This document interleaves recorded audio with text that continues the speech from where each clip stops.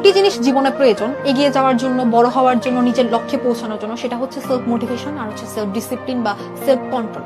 অর্থাৎ আমার নিজের মধ্যে নিয়ন্ত্রণ থাকতে হবে, আত্মনিয়ন্ত্রণ থাকতে হবে। আমার নিজের মনকে যখন আমি নিয়ন্ত্রণ করতে পারবো, তখন আমার মধ্যে আমি মোটিভেশনটা খুঁজতে পারবো।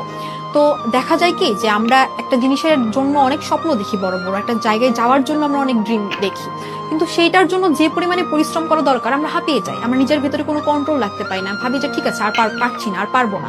এই জিনিসটা হওয়া যাবে না।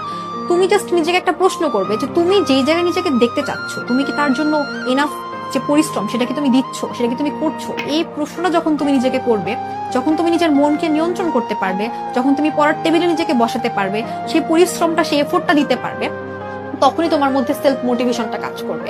এবং একটা কথা কি জানো যে বিখ্যাত একজন লেখক রয়েছে যিনি নিজে একজন মোটিভেশনাল স্পিকার, ওনার নাম হচ্ছে স্টিফেন আর কভে।